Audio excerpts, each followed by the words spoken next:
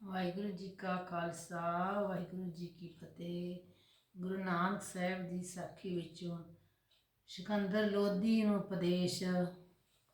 ਹਰਿਦੁਆਰ ਤੋਂ ਗੁਰੂ ਜੀ ਚੱਲ ਕੇ ਦਿੱਲੀ ਸ਼ਹਿਰ ਮਜਨੂ ਦੇ ਟਿੱਲੇ ਦੇ ਪਾਸ ਜਾ ਬਿਰਾਜੇ। ਉਹਨਾਂ ਦਿਨਾਂ ਵਿੱਚ ਦਿੱਲੀ ਦਾ ਬਾਦਸ਼ਾਹ ਸਿਕੰਦਰ ਲੋਧੀ ਬੜਾ ਜ਼ਾਲਮ ਸੀ। ਇਸੇ ਨੇ ਕਬੀਰ ਨਾਮਦੇਵ ਸਾਧਨਾ ਆਦਿਕਾਂ ਨੂੰ ਵੀ ਕਈ ਤਰ੍ਹਾਂ ਦੁੱਖ ਦਿੱਤੇ ਸਨ। ਇਸ ਜਾਣ ਰੱਖਿਆ ਸੀ ਕਿ ਜੋ ਕਰਾਮਾਤ ਤੋਂ ਖਾਲੀ ਹੈ ਉਹ ਫਕੀਰ ਹੀ ਨਹੀਂ। ਇਸ ਲਈ ਸੈਂਕੜੇ ਫਕੀਰ ਕੈਦ ਕਰ ਰੱਖੇ ਸਨ ਤੇ ਸਵਾ ਮਣ ਦਾਣੇ ਹਰ ਇੱਕ ਤੋਂ ਭਿਉਂਦਾ ਹੁੰਦਾ ਸੀ। ਇਸ ਤਰ੍ਹਾਂ ਗੁਰੂ ਜੀ ਨੂੰ ਦੋਹਾਂ ਸਾਥੀਆਂ ਸਣੇ ਕੈਦ ਕਰ ਲਿਆ ਤੇ ਦਾਣੇ ਭਿਉਣ ਲੱਗਾ। ਪਰ ਇਹਨਾਂ ਦੀਆਂ ਚੱਕੀਆਂ ਆਪੇ ਫਿਰਨ ਲੱਗੀਆਂ। ਇੱਕ ਦਿਨ ਗੁਰੂ ਨਾਨਕ ਜੀ ਨੇ ਤੜਕੇ ਕੇਸਰੀ ਰਾਗ ਮਹੱਲਾ ਪਹਿਲਾ।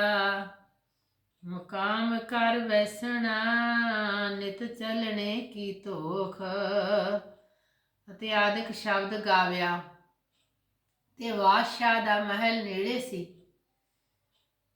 ਸੁਣ ਕੇ ਬਹੁਤ ਪ੍ਰਸੰਨ ਹੋਇਆ ਤੇ ਦਿਨ ਚੜ੍ਹੇ ਬਾਬਾ ਜੀ ਦੇ ਚਰਨ ਆਣ ਫੜੇ ਤੇ ਹੋਰ ਵੀ ਉਪਦੇਸ਼ ਦਿੱਤਾ ਕਿ ਜੀਵ ਨੂੰ ਕਿਸੇ ਨਾਲ ਨਹੀਂ ਛਡਾਉਣਾ, ਆਪਣੀ ਹੀ ਕਰਨੀ ਨਾਲ ਛੁੱਟਣਾ ਹੈ।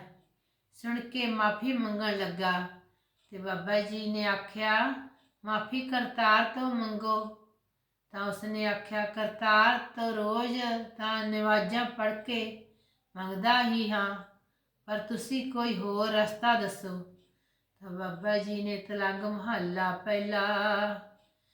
ਜਕ ਅਰਜ ਗੁਥਮ ਪੇਸ ਤੂੰ ਦਰ ਗੋਸ ਕੁਨ ਕਰਤਾਰ ਆਦਿਕ ਸ਼ਬਦ ਸੁਣਾਇਆ, ਜਿਸ ਨੂੰ ਸੁਣ ਕੇ ਕਾਜੀ ਮੂਲਾ ਤੇ ਬਾਦਸ਼ਾਹ ਬਹੁਤ ਪ੍ਰਸੰਨ ਹੋਏ ਤੇ ਗੁਰੂ ਜੀ ਨੇ ਸਾਰੇ ਫਕੀਰ ਛੁਡਾ ਦਿੱਤੇ ਤੇ ਵੱਡੇ ਵੱਡੇ ਮਾਨੀ ਫਕੀਰ ਹਸਨ ਗੋਦਲਾ ਮੀਆਂ ਮਦੂਫ ਰਘੋਦਾਸ ਬਰਾਗੀ ਉਦੇ ਦਾਸ ਜੋਗੀ ਅਘੋਰਨਾਥ ਸਜਦ ਬਾਦੋਸ਼ਾਹ ਆਦਿਕ ਗਿਆਨ ਚਰਚਾ ਕਰਨ ਆਏ, ਪਰ ਸਭਨਾਂ ਨੂੰ ਗੁਰੂ ਜੀ ਅੱਗੇ ਸਿਰ ਝੁਕਾਉਣਾ ਪਿਆ।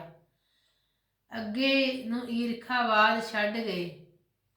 ਇੱਥੋਂ ਚੱਲ ਕੇ ਪੂਰਬ ਵਿੱਚ ਅਨਕ ਸ਼ਹਿਰਾਂ ਤੋਂ ਸੈਰ ਕਰਦੇ ਹੋਏ, ਜੀਵਾਂ ਨੂੰ ਸਤਮਾਰਗ ਤੇ ਲਾਉਂਦੇ ਹੋਏ, ਕਾਸ਼ੀ ਵਿੱਚ ਜਿੱਥੇ ਹੁਣ ਗੁਰੂ ਕਾ ਬਾਗ ਹੈ ਆਣ ਬੈਠੇ ਤੇ ਸ਼ਬਦ ਬਾਣੀ ਸੁਣ ਕੇ ਬਹੁਤ ਲੋਕ ਪਾਸ ਆਏ ਗਏ ਤੇ ਪ੍ਰੇਮੀ ਬਣ ਗਏ ਤੇ ਸਾਰੇ ਨਗਰ ਵਿੱਚ ਕੀਰਤਨ ਹੋਣ ਲੱਗਾ।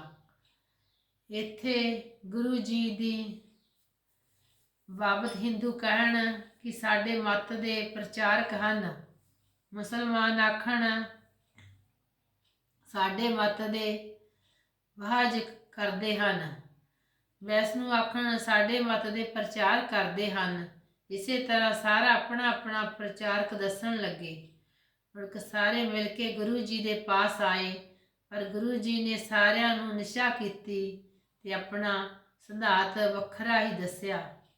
ਇਸ ਵੇਲੇ ਕਬੀਰ ਭਗਤ ਵੀ ਗੁਰੂ ਜੀ ਦਾ ਦਰਸ਼ਨ ਕਰਕੇ ਨਿਹਾਲ ਹੋਏ ਤੇ 7 ਦਿਨ ਗੁਰੂ ਜੀ ਨੂੰ ਆਪਣੇ ਪਾਸ ਰੱਖਿਆ ਤੇ ਟਹਿਲ ਹਿਤ ਉਪਦੇਸ਼ ਦਾ ਜਾਣ ਕੇ ਟਹਿਲ ਸੇਵਾ ਕੀਤੀ। ਜੋ ਉਪਦੇਸ਼ ਗੁਰੂ ਜੀ ਨੇ ਇੱਥੇ ਕੀਤੇ ਉਹ ਸਾਰੀ ਬਾਣੀ ਗੁਰੂ ਗ੍ਰੰਥ ਸਾਹਿਬ ਵਿੱਚ ਦਰਜ ਹੈ। ਪਟਨੇ ਵਿੱਚ ਜਾਣਾ, ਕਾਂਸੀ ਤੋਂ ਚੱਲਦੇ ਜੌਨਪੁਰ, ਛਾਪਰਾ, ਆਗਰਾ, ਬਲਕਸਰ ਆਦਿ ਸ਼ਹਿਰਾਂ ਤੋਂ ਤੀਰਥਾਂ ਦੇ ਲੋਕਾਂ ਦਾ ਸੁਧਾਰ ਕਰਦੇ ਹੋਏ ਪਟਨੇ ਸ਼ਹਿਰ ਵਿੱਚ ਜਾ ਬਿਰਾਜੇ। ਉਸ ਵੇਲੇ ਹਰੀਹਰ ਖੇਤਰ ਦਾ ਮੇਲਾ ਸੀ, ਜੋ ਕੱਤਕ ਦੀ ਪੂਰਨਮਾਸੀ ਨੂੰ ਗੰਗਾ ਦੇ ਪਾਰ ਪਟਨੇ ਤੋਂ 3 ਕੋਹ ਹੁਣ ਵੀ ਹੁੰਦਾ ਹੈ, ਜਿੱਥੇ ਤੰਦੂਏ ਤੋਂ ਹਾਥੀ ਨੂੰ ਪਰਮੇਸ਼ਰ ਨੇ ਛਡਾਇਆ ਸੀ। ਇੱਥੇ ਬਹੁਤ ਨਦੀਆਂ ਤੇ ਗੰਗਾ ਵਿੱਚ ਮਿਲਣ ਕਰਕੇ ਅਥਾਹ ਪਾਣੀ ਹੈ। ਉੱਥੇ ਬਾਬੇ ਮਰਦਾਨੇ ਤੋਂ ਰਬਾਬ ਵਜਾਇਆ ਤੇ ਸ਼ਬਦ ਗਾਇਆ ਤੇ ਸਾਰੇ ਲੋਕ ਮੂਰਤਾਂ ਵਾਂਗ ਬਣ ਗਏ। ਆਖਣ ਲੱਗੇ, ਭਾਈ ਇਸ ਮਹਾਤਮਾ ਦਾ ਉਪਦੇਸ਼ ਨਿਰਪੱਖ ਲੱਗ ਲਪੇਟ ਤੋਂ ਬਿਨਾਂ ਸਾਰੇ ਅਵਤਾਰਾਂ ਪਕੰਬਰਾਂ ਤੋਂ ਵੱਧ ਅਸਰ ਵਾਲਾ ਹੈ। ਇਹ ਉਪਦੇਸ਼ ਜੋ ਗੁਰੂ ਜੀ ਨੇ ਕੇਵਲ ਪੁਰਖ ਦੇਹੀ ਦੀ ਉਤਮਤਵਾ ਤੇ ਕੀਤਾ ਸੀ। ਸੁਣ ਕੇ ਮਰਦਾਨਾ ਆਖਣ ਲੱਗਾ, ਮਹਾਰਾਜ ਤੁਸਾਂ ਸਾਰੇ ਗੁਰਗ੍ਰੰਥਾਂ ਤੇ ਮਤਾਂ ਨੂੰ ਪ੍ਰਮਾਣ ਦੇ ਕੇ ਦੱਸਿਆ ਹੈ ਕਿ ਪੁਰਖ ਦੇਹੀ ਉੱਤਮ ਹੈ, ਤਾਂ ਫਿਰ ਲੋਕ ਇਸ ਦੀ ਕਦਰ ਕਿਉਂ ਨਹੀਂ ਕਰਦੇ? ਤਾਂ ਉਸ ਵੇਲੇ ਗੁਰੂ ਜੀ ਨੇ ਕੁਝ ਉੱਤਰ ਨਾ ਦਿੱਤਾ, ਪਰ ਮਰਦਾਨੇ ਨੇ ਦੇ ਭੁੱਖਾ ਕਰਨ ਤੇ ਇੱਕ ਲਾਲ ਆਪਣੇ ਪਾਸੋਂ ਉਸ ਨੂੰ ਦਿੱਤਾ ਤੇ ਆਖਿਆ, ਜਾ ਇਸ ਨੂੰ ਸ਼ਹਿਰ ਵਿੱਚ ਵੇਚ ਕੇ ਜੋ ਖਾਣਾ ਹੈ ਖਾ ਲੈ, ਬਾਕੀ ਗੱਫਾ ਲੈ ਆਉਣਾ। ਤਾਂ ਉਹ ਸਾਰੇ ਸ਼ਹਿਰ ਵਿੱਚ ਫਿਰਿਆ, ਪਰ ਕਿਸੇ ਨੇ ਉਸ ਦਾ ਮੁੱਲ ਪਾ ਕੇ ਲੈਣ ਦਾ ਹੀਆ ਨਾ ਕੀਤਾ। ਇਤਨੇ ਨੂੰ ਸਾਲਸਰਾਏ ਜਵਾਹਰੀ ਮਿਲਿਆ। ਉਸਨੇ ਲਾਲ ਦੀ ਬਹੁਤ ਵਡਿਆਈ ਕੀਤੀ ਤੇ 100 ਰੁਪਈਆ ਮਰਦਾਨੇ ਨੂੰ ਦਿੱਤਾ ਤੇ ਲਾਲ ਵੀ ਨਾਲ ਦੇ ਦਿੱਤਾ। ਮਰਦਾਨਾ ਗੁਰੂ ਜੀ ਪਾਸ ਰੁਪਈਆ ਲੈ ਕੇ ਪੁੱਜਾ ਤੇ ਆਖਣ ਲੱਗਾ, ਜੀ ਪਹਿਲਾਂ ਤਾਂ ਕੋਈ ਲੈਂਦਾ ਹੀ ਨਹੀਂ ਸੀ ਤੇ ਫਿਰ ਇੱਕ ਬੁੱਢੇ ਨੇ 100 ਰੁਪਈਆ ਦਿੱਤਾ ਹੈ ਤੇ ਲਾਲ ਵੀ ਮੋੜ ਦਿੱਤਾ ਹੈ। ਸੋ ਤਾਂ ਗੁਰੂ ਜੀ ਨੇ ਆਖਿਆ, ਤੇਰੇ ਪ੍ਰਸ਼ਨ ਦਾ ਉੱਤਰ ਮਿਲਿਆ ਕਿ ਨਹੀਂ? ਵੇਖ ਕੇ ਇਸ ਲਾਲ ਦਾ ਮੁੱਲ ਕੋਈ ਪਾ ਨਹੀਂ ਸਕਿਆ।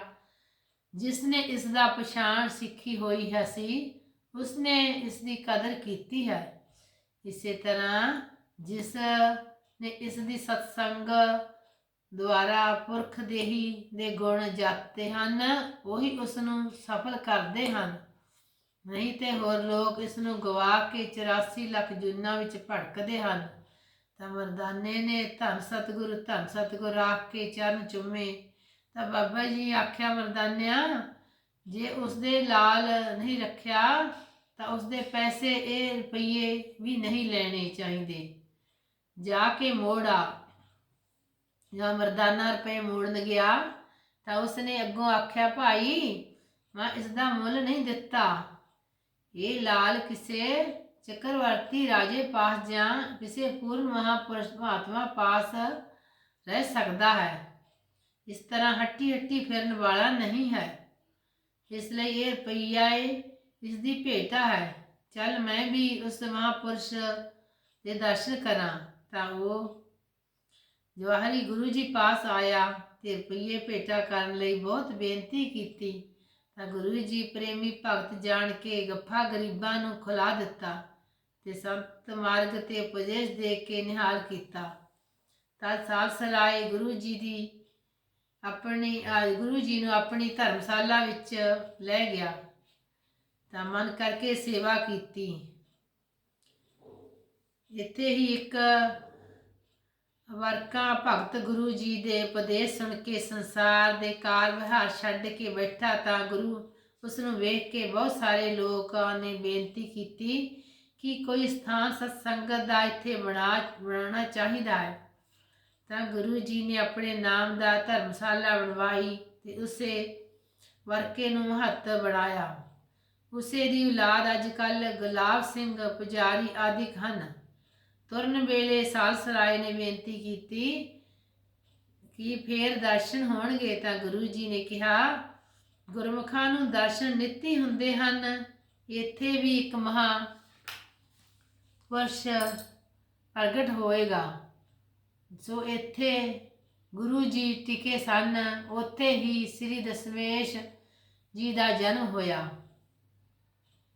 ਸੰਮਤ 1562 ਵਿਕਰਮੀ ਰਾਜਾ ਗਿਰੀ ਦਾ ਵਿਹਾਰ ਦੀ ਸੈਰ ਕਰਦੇ ਹੋਏ ਗਜਾ, ਜਿੱਥੇ ਕਈ ਪਿੰਡ ਦੇ ਦੇਵੀ ਆਦਿਕ ਕਿਰਿਆ ਕਰ ਰਹੇ ਸਨ, ਜਾ ਪੁੱਜੇ। ਤਾਂ ਪੰਡਤਾਂ ਨੇ ਗੁਰੂ ਜੀ ਨੂੰ ਵੀ ਇਹ ਕਿਰਿਆ ਕਰਨ ਵਾਸਤੇ ਕਿਹਾ। ਤਾਂ ਉਹਨਾਂ ਦੀ ਨਿਸ਼ਾ ਕਰਨ ਵਾਸਤੇ ਗੁਰੂ ਜੀ ਨੇ ਦੀਵਾ ਮੇਰਾ ਏਕ ਨਾ ਦੁੱਖ ਵਿੱਚ ਪਾਇਆ ਤੇਲ ਆਦਿਕ ਅਨੇਕ ਸ਼ਬਦ ਜੋ ਗੁਰੂ ਗ੍ਰੰਥ ਸਾਹਿਬ ਵਿੱਚ ਦਰਜ ਹਨ ਕਥਨ ਕੀਤੇ। ਤਾਂ ਉਹਨਾਂ ਨੇ ਦੱਸਿਆ ਕਿ ਇਹ ਸਾਰੇ ਕਰਮ ਤੁਹਾਡੇ ਬੇਅਰਥ ਹਨ, ਕੇਵਲ ਲੋਕਾਂ ਤੋਂ ਪਦਾਰਥ ਠੱਗਣ ਵਾਸਤੇ ਹਨ, ਜਿਨ੍ਹਾਂ ਦੇ ਨਿਮਤ ਇਹ ਕਰਮ ਕੀਤੇ ਜਾਂਦੇ ਹਨ, ਉਹਨਾਂ ਨੂੰ ਕੁਝ ਵੀ ਸਹਾਰਾ ਇਹਨਾਂ ਦਾ ਨਹੀਂ ਹੁੰਦਾ। ਇਸ ਤਰ੍ਹਾਂ ਦੀ ਸੱਚਾਈ ਨਾਲ ਭਰੇ ਹੋਏ ਵਾਕ ਸੁਣ ਕੇ ਬਹੁਤ ਲੋਕ ਗੁਰੂ ਜੀ ਦੇ ਸਿੱਖ ਬਣ ਗਏ ਤੇ ਕਈ ਪੰਡੇ ਵੀ ਇਹ ਠੱਗੀ ਦਾ ਕੰਮ ਛੱਡ ਕੇ ਗੁਰੂ ਜੀ ਦੀ ਸਿੱਖਿਆ ਅਨੁਸਾਰ ਈਸ਼ਵਰ ਦੀ ਭਗਤੀ ਕਰਨ ਲੱਗ ਪਏ। ਇੱਥੋਂ ਚੱਲ ਕੇ ਗੁਰੂ ਜੀ ਬੁੱਧ ਗਿਆ ਪਰ ਜਾ ਪੁੱਜੇ ਜਿੱਥੇ ਬੁੱਧ ਅਵਤਾਰ ਹੋਇਆ ਹੈ। ਇੱਥੇ ਦਾ ਮਹੰਤ ਉਸੇ ਵੇਲੇ ਦੇਵਗਿਰੀ ਸੀ, ਜੋ ਬੜਾ ਜਗੀਰਦਾਰ ਮਹਾਰਾਜ ਸਰਦਾਰ ਸਦਾਉਂਦਾ ਸੀ। ਗੁਰੂ ਜੀ ਦੇ ਉਪਦੇਸ਼ ਸੁਣ ਕੇ ਐਸਾ ਪ੍ਰੇਮੀ ਹੋਇਆ ਤੇ ਸਤਨਾਮ ਸ੍ਰੀ ਵਾਹਿਗੁਰੂ ਦਾ ਜਾਪ ਕਰਨ ਲੱਗਾ, ਜਿਸ ਦਾ ਇਤਨਾ ਅਸਰ ਹੋਇਆ ਕਿ ਉਸੇ ਦੀ ਗੱਦੀ ਦਾ ਤੀਜੀ ਪੀੜ੍ਹੀ ਮਹੰਤ ਭਗਤ ਗਿਰੀ ਆਪਣੀ ਸਾਰੀ ਸੰਗਤ ਛੱਡ ਕੇ ਆਪਣੇ 360 ਚੇਲਿਆਂ ਸੁਣੇ ਗੁਰੂ ਹਰਿਰਾਏ ਸਾਹਿਬ ਜੀ ਦੇ ਵੇਲੇ ਪੰਜਾਬ ਵਿੱਚ ਆਣ ਕੇ ਗੁਰੂ ਘਰ ਦਾ ਪ੍ਰੇਮੀ ਬਣ ਗਿਆ। ਉਸੇ ਦਾ ਸੰਪਰਦਾਇ ਭਗਤ ਭਗਵਾਨ ਦੀ ਉਦਾਸੀ ਸਦੇ ਜਾਂਦੇ ਹਨ ਤੇ ਹੁਣ ਤੀਕਰ ਸੈਂਕੜੇ ਘਰ ਵੱਡੇ ਵੱਡੇ ਜਗੀਰਦਾਰਾਂ ਦੇ ਪਟਨੇ ਦੇ ਇਲਾਕੇ ਵਿੱਚ ਪ੍ਰਸਿੱਧ ਹਨ। ਇੱਥੇ ਬੁੱਧ ਤੇ ਮੂਰਤ ਦਾ ਪਿਛਲਾ ਪਾਸਾ ਵੇਖਿਆ ਜਾਂਦਾ ਹੈ ਤੇ ਮਰਦਾਨੇ ਨੇ ਪੁੱਛਿਆ ਕਿ ਮਹਾਰਾਜ ਇਹ ਕੀ ਕਾਰਨ ਹੈ? ਤਾਂ ਗੁਰੂ ਜੀ ਨੇ ਆਖਿਆ, ਇਹ ਮਰਦਾਨਿਆ, ਇਸ ਮਹਾਂਪੁਰਸ਼ ਨੇ ਹੁਣ ਤੋਂ 2000 ਵਰ੍ਹੇ ਪਹਿਲਾਂ ਇਹ ਇੱਕ ਲੋਕ ਜੀਵਾਂ ਤੋਂ ਲੱਖਾਂ ਰੁਪਏ ਈਸ਼ਵਰ ਦੇ ਨਾਮ ਤੇ ਠੱਗ ਕੇ ਵਿਸ਼ੇ ਵਿਕਾਰਾਂ ਵਿੱਚ ਲਾਉਂਦੇ ਸਨ। ਕੇਵਲ ਰਾਜਨੀਤੀ ਉਪਦੇਸ਼ ਕਰਕੇ ਈਸ਼ਵਰ ਦੇ ਪ੍ਰਲੋਕ ਵਿੱਚ ਇਸ ਦਾ ਭਾਵ ਦੱਸ ਕੇ ਲੋਕ ਨਾਸਤਿਕ ਬਣਾਏ ਤੇ ਠਗਾ ਕੇ ਛੁਡਾਏ ਸਨ। ਤਦ ਇਸ ਤਰ੍ਹਾਂ ਮਹਾਂਪੁਰਖ ਨੇ ਸੋਚਿਆ ਕਿ ਜਿਸ ਮੂੰਹ ਨਾਲ ਮੈਂ ਐਸਾ ਉਲਟਾ ਉਪਦੇਸ਼ ਕੀਤਾ ਉਹ ਹੁਣ ਲੋਕਾਂ ਨੂੰ ਦਿਖਾਉਣਾ ਚੰਗਾ ਨਹੀਂ, ਕਿਉਂਕਿ ਜੋ ਦਰਸ਼ਨ ਕਰੇਗਾ ਉਹ ਵੀ ਪਾਪੀ ਹੋ ਜਾਵੇਗਾ। ਇਸ ਲਈ ਇਸਨੇ ਆਪਣੇ ਪਿੱਠ ਤੇ ਵੇਖਣ ਦੀ ਆਗਿਆ ਦਿੱਤੀ। ਭਾਈ ਮਰਦਾਨਿਆ, ਇਹ ਵੱਡਾ ਪ੍ਰਤਾਪੀ ਪੁਰਖ ਹੋਇਆ ਹੈ। ਸਾਰੀ ਦੁਨੀਆ ਵਿੱਚ ਇਸ ਦਾ ਮਤ ਥੋੜ੍ਹੇ ਚਿਰ ਵਿੱਚ ਹੀ ਫੈਲ ਗਿਆ ਸੀ। ਇੱਥੋਂ ਚੱਲ ਕੇ ਗੁਰੂ ਜੀ ਬੈਜਨਾਥ ਦੀ ਯਾਤਰਾ ਕਰਦੇ ਹੋਏ ਮੁਗੈਰ, ਭਾਗਲਪੁਰ, ਸਾਹਿਬਗੰਜ, ਰਾਜ ਮਹਿਲ ਆਦਿ ਸ਼ਹਿਰਾਂ ਵਿੱਚ ਸਤ ਧਰਮ ਦਾ ਪ੍ਰਚਾਰ ਕਰਦੇ ਹੋਏ ਸਤਹਾੜ 1564 ਬਿਕਰਮੀ ਨੂੰ ਮਾਲਦੇਵ ਵਿੱਚ ਪੁੱਜੇ। ਇੱਥੇ ਆਪ ਦੇ ਬੈਠਣ ਦਾ ਥਾਂ ਗੁਰੂ ਕਾ ਬਾਗ ਪ੍ਰਸਿੱਧ ਹੈ, ਜਿਸ ਦੇ ਓਲੇ ਬਹੁਤ ਹੀ ਚੰਗੇ ਹਨ। ਕਈ ਦਿਨ ਰਹਿ ਕੇ ਲੋਕਾਂ ਨੂੰ ਸੰਤ ਮਾਰਗ ਵੱਲ ਜੋੜਿਆ। ਵਾਹਿਗੁਰੂ ਜੀ ਕਾ ਖਾਲਸਾ, ਵਾਹਿਗੁਰੂ ਜੀ ਕੀ ਫਤਿਹ।